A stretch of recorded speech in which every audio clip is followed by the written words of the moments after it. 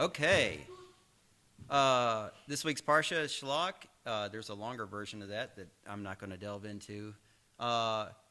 Sam was helping me with slides last night, and she said, "Do you have a title?" And I said, "No."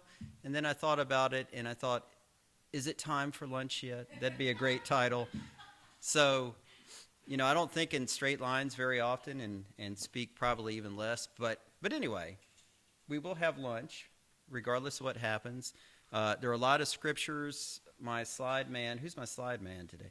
Okay, you'll just have to kind of surf with me because I realize maybe I put too many slides in, and I might need to trim that down a little bit if we're going to make it to lunch on time. So anyway, so this week's Parsha, of course,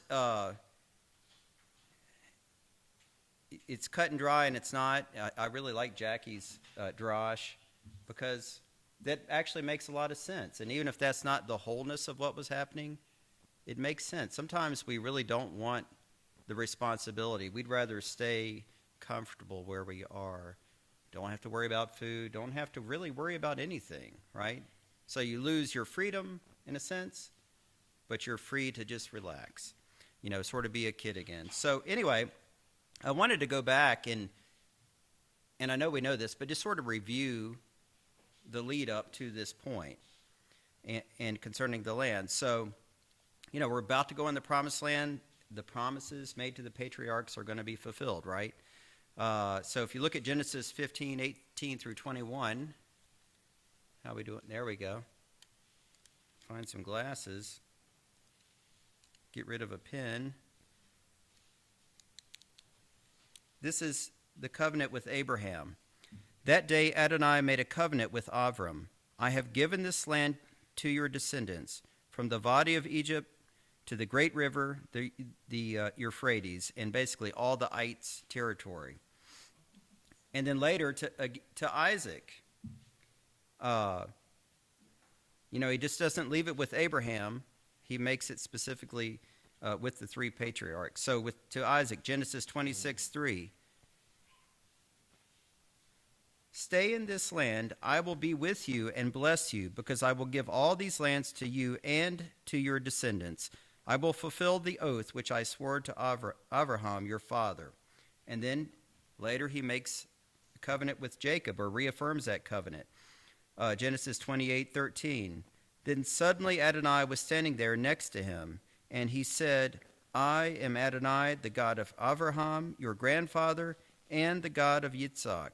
The land on which you are lying I will give to you and to your descendants.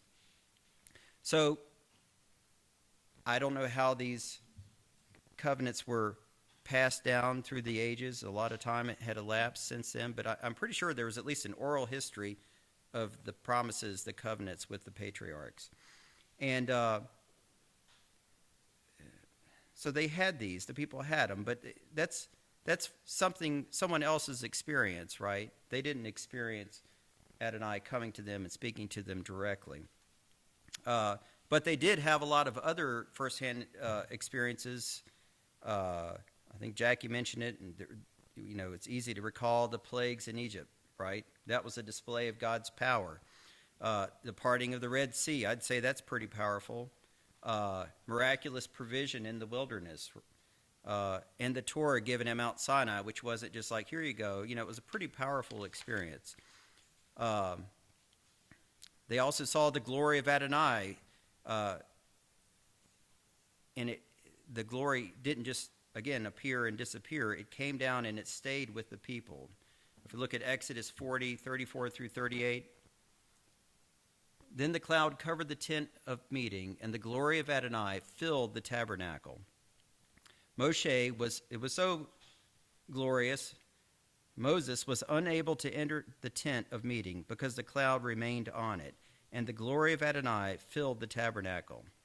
And of course, the cloud would move, right? When the cloud moved, the people moved. So again, this wasn't just 6 months ago that happened, and that was really powerful. No, this was ever in view of the people. Whether they were moving or not moving, the cloud was there. They knew it was supernatural. You couldn't explain it away and say, well, this is a special kind of El Nino effect, and that's why that cloud's here. They knew without a doubt that this cloud was the glory of Adonai. Of course, and you had the fire at night. Maybe that's La Nina. I don't know, but that's the other effect. So they also saw and felt the power of Hashem when the priesthood was consecrated. In Leviticus 9:23 through 24, Moshe and Aaron entered the tent of meeting, came out, and blessed the people. Then the glory of Adonai appeared to all the people, not some of them, not the ones standing really close. All the people saw the glory of Adonai. And fire came forth from the presence of Adonai, consuming the burnt offering and the fat on the altar. So did the people get really amazing goose pimples? Well, maybe, but no, it was so powerful, they shouted and fell on their faces. Ah! What would you do, right? What do you do when you run a red light accidentally? I've never done that. There's some adrenaline there, right? You react. You don't just say, wow, so goose pimply. No, it was like an automatic reaction. Like I'm pretty sure they couldn't help themselves. They shouted and fell down. That's how powerful it was. And of course, again, they saw that God doesn't play around. That same fire came forth in the presence of Adonai and consumed Nadav and Avihu. So it's not just fun power, it's real power that has a way that you're supposed to interact with it. So anyway, that's sort of the review. The patriarchs, then also people seeing the miracles and firsthand experience with the Father. So at the beginning of Numbers, there's a census is taken of the fighting age men. And this is when you get into more of the physical. So we talked about the promises of your ancestors. You've got your firsthand experiences. And now this sort of a tangible thing like, okay, what do we got? Numbers 1, verses 44 through 46.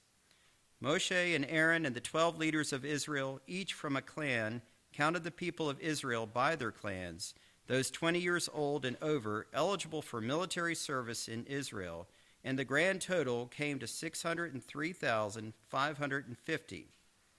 Well, we know that's a lot of people, but I thought, well, I don't know, I need something to compare it to modern day. So, of course, we know now Israel is a small country on the world stage, right, in terms of landmass, numbers of people, and all of that. But if you look at that 603,550 men who were eligible to fight, that you take ancient Israel's number and apply it against modern standard armies, how do you think they rank? Let's say out of 50. How would 603,550 fighting men rank? No guesses? Well, I'm going to take a wild guess because I wrote it down. 7th, right? That's pretty high up there. So 603,550 would make you the 7th largest standing army in the world today. All right, so who has the biggest army right now? Just for fun. You have the biggest army, Shiloh? Wow. I'm going to be a lot nicer to you from here on out. Well, God does have the biggest standing army. But anyway, if you don't hazard a guess, don't be embarrassed. China, of course, 2,183,000. And we know that just because you have a number doesn't mean that's the strength, right? You can have a lot of guys. India would be next, surprisingly, 1,444,000. The United States coming in a close third, 1,400,000. And these are active duty folks. So North Korea, 1,280,000. Russia, 1,013,628. They really wanted to make sure every guy got counted, apparently, because everyone else is an even number, more or less. So Pakistan, 654,000, and ancient Israel, 603,550. So the reason well, one, I just love to go off into statistics land, but I'm pretty sure that the 603,000 was not a secret. Hey, there's 603,550 fighting age men. Wow, we're pretty big and pretty strong. So there was you had all these spiritual experiences, supernatural experiences, and then in the natural you have 600,000 guys ready to fight. So that's a little background. So I finally managed to get to this week's Parsha. So the people are ready to go into the promised land, right? Promises to the patriarchs. They have firsthand experiences with the power and might of God, and they know their military strength in real hard numbers. So Numbers 13, 1 through 2, we're again building up to action. Adonai said to Moshe, so God told Moshe, send men on your behalf to reconnoiter the land of Canaan, which I am giving to the people of Israel. From each ancestral tribe, send someone who is a leader in his tribe. I think Jackie mentioned these weren't just random Joes. These were leaders from among the tribes. So they were used to responsibility. They were used to leading men. They were used to making hard choices. They were used to, even though Moses was speaking to the entire congregation, the leaders, I'm sure, had a role. Say, no, this is what Moses said. This is what we're doing. So they were, hopefully weren't just sitting around on the couch. These weren't just your average guys. Next verse is Numbers 13, 17 through 20. And I won't spend much time on this or read it all. So again, see what the land is like. That's what they're supposed to do. Take note of the people. Are they strong or weak? A bunch of them. Not too many of them. Is the land good or bad? Wood? What's it got? And as I read through this, Moses was asking for an honest assessment, right? Are they weak or strong? A lot or a few?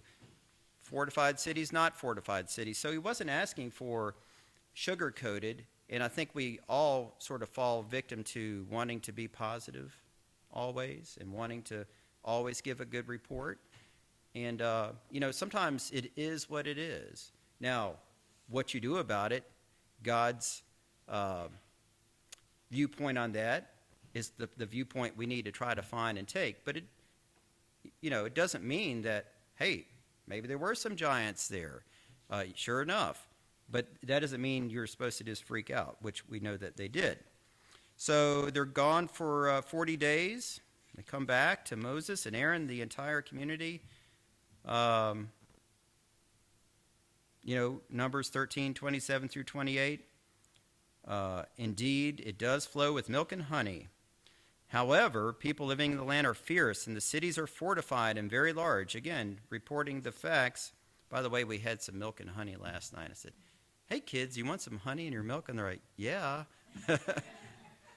Anyway, teachable moment, I guess, maybe, or just, dessert moment. But obviously they were giving it in a way that the people had a strong reaction to, right? So they weren't just reporting the facts. They were already beginning their manipulation of the people. For what reason, I don't know. But so again, they had somehow taken it out of the context of a mighty God. So Caleb, he jumps in because he sees there's a problem. Numbers 13, 30 through 31. Caleb silenced the people around Moshe and said, we ought to go up immediately and take possession of it. There is no question that we can conquer it. But the men who had gone with him said, we can't attack those people because they are stronger than we. And I thought it was pretty funny or interesting, the grasshopper analogy. To ourselves, we look like grasshoppers by comparison. So they saw themselves as grasshoppers. And we know that we look like grasshoppers to them too, so that was their view of themselves, like grasshoppers. And that was the view that they were trying to give to the people. Numbers 14, 1 through 4. At this, all the people of Israel cried out in dismay and wept all night long.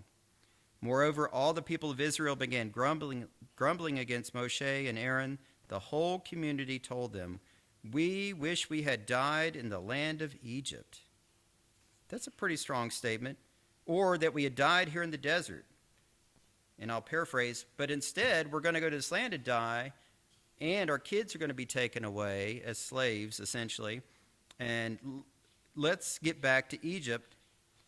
And sort of the final straw in my mind, let's appoint a leader and return to Egypt.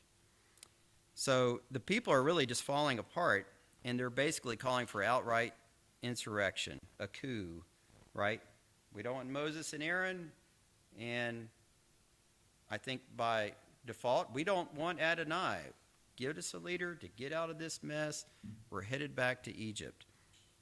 And just a really dramatic and drastic rejection of Adonai. So again, this also surprised me. Moshe and Aaron fall to their faces. So they didn't shake their fist and yell at them and try to argue with them. They just fell to their faces. It doesn't give any more commentary on that, but Joshua and Caleb, they try to intervene again, saying, "The land is an outstandingly good land flowing with milk and honey." And Numbers 14:9, just don't rebel against Adonai. You know, what's surprising is the people, they gave themselves 12 or 18 hours to talk it out. They made a decision, I'd say a rash decision, and Caleb and they're trying to say, just at least don't rebel against Adonai. Don't be afraid of the people living in the land. We'll eat them up. Their defense has been taken away from them, and Adonai is with us. Don't be afraid of them. Of course, the next generation, when Joshua takes them in the land, and we find out they really are afraid, right?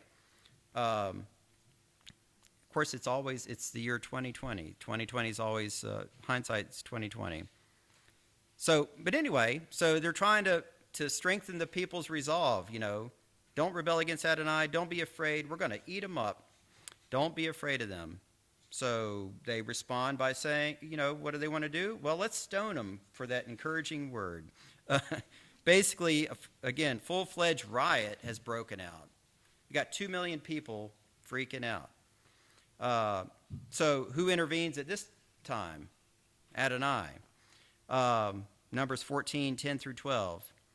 Just as the whole community were saying they should be stoned to death, meaning let's kill those guys. We don't like what they're saying. We disagree with their assessment. Kill them. Just as that happens, the glory of Adonai appeared in the tent of meeting to all the people of Israel. And, that had to be a lot of glory for 2 million people to see it at once. Again, so this wasn't a little wispy. I picked that background because it's kind of smoky, but that's not the glory of Adonai. I mean, just think how physically big it would be for 2 million people to see. And guess what? Tall people love to stand in the front for some reason. It's my opinion. I'm a shorter guy, so it wasn't just a little wisp of a cloud up front. It was big, so everyone could see it all at once. Adonai said to Moshe, "How much longer is this people going to treat me with contempt? How much longer will they not trust me, especially considering all the signs I have performed among them?" Of course, I didn't list them all, but just go back through all these signs, all these powerful encounters with God, and still they don't trust him. So I'm going to strike them with sickness, destroy them, and make from you a nation greater and stronger than they are. So, I can't count all the interventions along the way. But now Moses is intervening for the people, on behalf of the people. Thank God for Moses and Yeshua, the one like unto Moses, intervening and interceding not only for the Israelites, but for ourselves as well. Because as much as we like to look down our nose at the people at this point in this parsha, we are no better, and we are no stronger, no more intelligent, no more calm than these people. We need someone to intervene for us as well, because we have and do mess things up on a regular basis. So Moshe, he intercedes, he further diffuses it. the situation by reminding the Father of his attributes in Numbers 14, 17 through 18. So now, please let Adonai's power be as great as when you said, Adonai is slow to anger, rich in grace, forgiving offenses and crimes, yet not exonerating the guilty, but causing the negative effects of the parents' offenses to be experienced by their children and even by the third and fourth generations. So, rich in grace, yet not exonerating the guilty. We know, if we're honest with ourselves, there are results from bad actions. There's not grace and forgiveness for those bad actions, but, if you throw a rock through the window's broken, so I'm preaching to myself, I guess. So Numbers 14:20. Adonai answered, I have forgiven as you have asked. And again, there's still consequences. What are the consequences? 1 year of wandering for every day they were spying the land, and all of that generation would die in the desert. And if I remember correctly, the spies that had given the bad report, they were killed right then and there by a plague from God. And so, the people kind of come to their senses a little bit. The Adonai snaps them out of their craziness. And they feel bad. When Moshe told, 14:39 through 40, when Moshe told these things to all the people of Israel, the people felt great remorse. They arose early the next morning, came up to the top of the mountain, and said, Here we are, and we did sin, but now we'll go up to the place Adonai promised. You can't fix something is what I started to write, but I thought that's not a good thing to put in there. I don't want to hear that around my house, so I won't say it.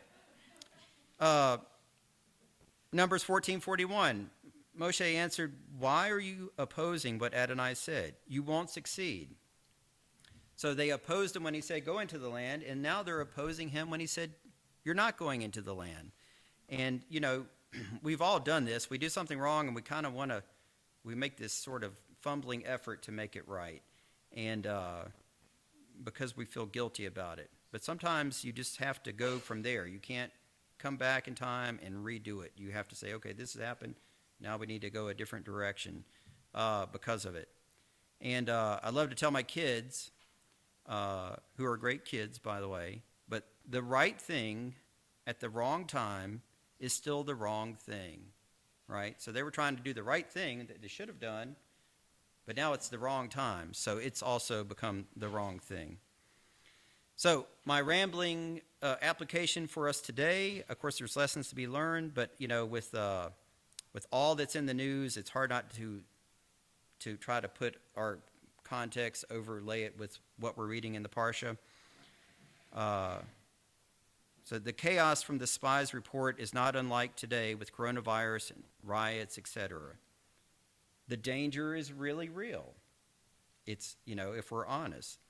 The chaos is real. Again, we don't need to sugarcoat it and just say, oh, everything's great. There's nothing wrong. It's all made up. Some of it may be made up, but it's not all made up. But we shouldn't let it paralyze us, right? Someone suggested, and I haven't done it yet, but just turn off the news, however you get it, for a week, and you'll find that you feel a lot better about yourself and the world around you. Unless maybe the riot's right outside your window, but most of us are not going through that, right? We're seeing it, living it vicariously through our screens. So maybe no kvetching and no, I hate to, again, I'm qualifying this with saying this is going to be hard for me to do. Should I even say it? Turn off the screens and the news especially. You're probably going to be okay. A friend will tell you if you need to run for the hills, if it's really that bad. But most likely, you're going to do what you need to do. You're going to go to work. You're going to cook supper. You're going to do the dishes. You're going to do all your normal stuff that you need to do for your life. And you'll probably be a lot happier by not participating in sort of the chaos. All right. And we shouldn't forget Adonai never left the Israelites, right? They thought he had, in a sense. I mean, it didn't say it explicitly, but they must have thought that, because why would they freak out in such a dramatic way? And we need to remember that the Father hasn't left us either. So he did not bring us out into the desert to die. He didn't bring us out to send us back to where we came from, right? He's with us. He's right now in our midst, in our personal world and the world, at large.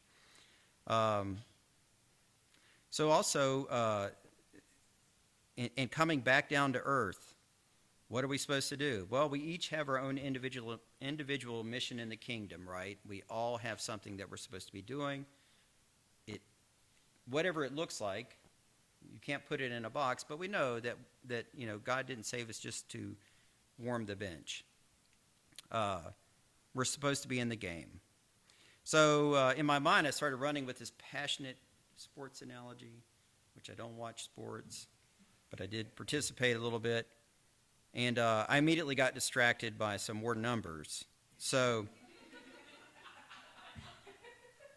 and I played football for a long time. Not that I was good at it, but I was part of the football mafia for, I think, 9 years. So once you get involved, it's hard to get out. Anyway, I don't have any issues. Don't worry. So I know a football field. I know I get really tired by the time I run to the end of it, or even halfway, and now probably 10 yards would do me in. But, you have, let's say I went to a small school, you got 40 guys, on the team, and 11 of them are out there. So most of the people aren't on the field. But what I'm saying is that we're all supposed to be on the field. We're not bench warmers. We're not supposed to be sort of passively watching things happen. Big or small, it's not about titles or about war stories. We just know that we each have a role to play. So if we're all supposed to be in the game, well, that could get crowded. So I did a little Googling, and how many football fields could we fit on this big earth of ours? Well, there's 123 billion acres on Earth. Seems like a lot. Well, it's mostly water. All right, so now we have 37 billion acres of land. And something I didn't know that or that, and I didn't know this. A football field is 1.32 acres big. So we do the math. Anyone have a guess at how many football fields we could fit on this earth of ours? 1,000? Yeah, a bunch. 28 billion, 30,303,030 football fields are at our disposal. No one has guessed anything today. I need someone to guess something. If you stood shoulder to shoulder, how many people can fit on a football field? If you already know the answer because I told you yesterday, you can't guess. That's like me guessing, Come on. In thousands of people, how many people? Somebody help me out. No, every square foot, if everyone stood shoulder to shoulder, how many people could you fit on 1.32 acres, also known as a football field, American football? 600,000? 600,000.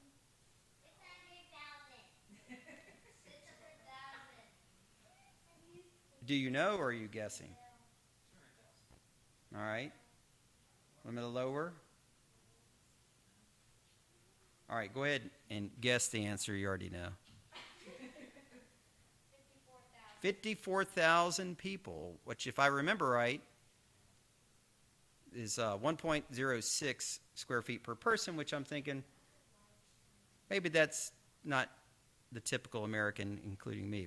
We might only fit like 30,000, but it's a lot of people. So the point of this is I lost my place. That's the point. There it is. The point of that is not to learn more football factoids, is that in the spiritual, that there's plenty of room.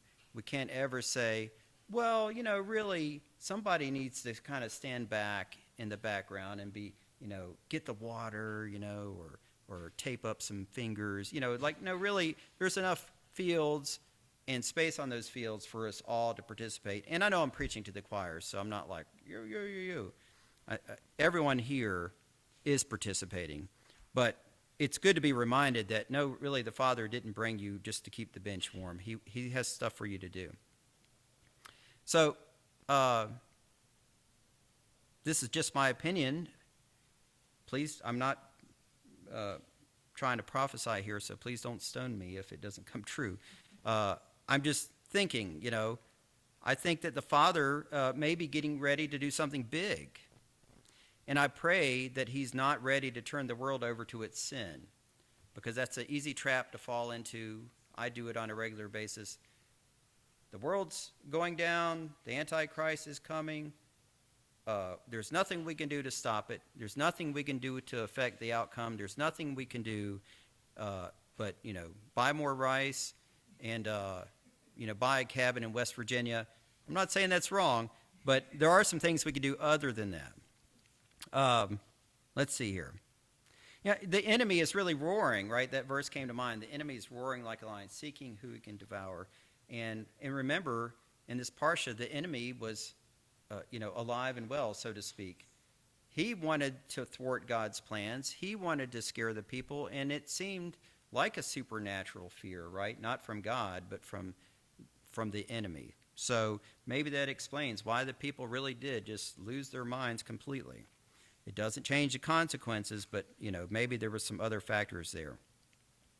So I say this all the time, and I'm disappointed a lot, but revival is really what the world needs right now, right? You don't smash windows and burn police cars if you're walking with the Lord. I just don't think it's going to happen, but it is happening. And I know that's not every person in our country, but it's pretty stark. It's pretty, I can't believe this is happening. Let's see here. Bear with me. So I feel revival is the cure for what the world has wrong with it. It always is, but more so now, more than ever. But it's really easy to look around and say, the people don't want God, right? They're not looking for God. What's going to happen? And the plague, got coronavirus plague. We have national days of prayer, this, that, and the other. Riots. None of that seems to have caused the world to turn to the Father. And maybe I have a narrow view, but I'm pretty sure that there hasn't been a great revival breaking out where people realize, hey, there is a God, and I need to know who that God is. But the truth is, in reality, most of us we weren't looking for the Father either, right? We might think that we were. We didn't pull ourselves out of the pit, right? We didn't bootstrap it to a relationship with the Father. And a lot of us, if we're honest, we were fighting to stay in that pit because the pit is what we knew, and we thought that's where the good stuff is, right? But praise God, the Father, through Yeshua and the Ruach HaKodesh, saved us. And God is the one that gave us the strength. He's the one that whispered in our ear. And like Samuel, I know it's not the same thing, but the Father gave Samuel the strength in reality to say, here am I, right? And he gave us the strength to say, here am I. So what do we do? And I've said this to you guys probably, in different private conversations. But what keeps coming to my mind is to remember Nineveh. We know the story of Nineveh, and Nineveh was not looking for God. I'm guessing there were some riots and bad stuff happening in Nineveh also. But God saved them anyway, even though they weren't looking for him. So there is hope. I want to say there is hope for this mean and nasty world.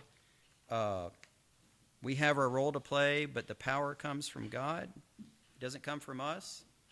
So it's not wrong to petition the Father and say, please, can we be Nineveh? Can you, not in the bad sense, can you save us? Can you save our country? And I believe that it can happen. So do our part. Don't warm the bench, and watch and wait for what the Father is going to do. So I wanted to leave with one last verse that was encouraging to me, and hopefully to you. It's 1 Peter 5, 6 through 9. Therefore humble yourselves under the mighty hand of God, so that at the right time he may lift you up. Throw all your anxieties upon him, because he cares about you. So apparently people had anxieties a long time ago as well. We're not the first Xanax generation, apparently. Stay sober, stay alert. Your enemy, the adversary, stalks about like a roaring lion, looking for someone to devour. Stand against him, firm in your trust, knowing that your brothers throughout the world are going through the same kinds of suffering. So I'll leave you with that. Shabbat shalom. And it's time for lunch.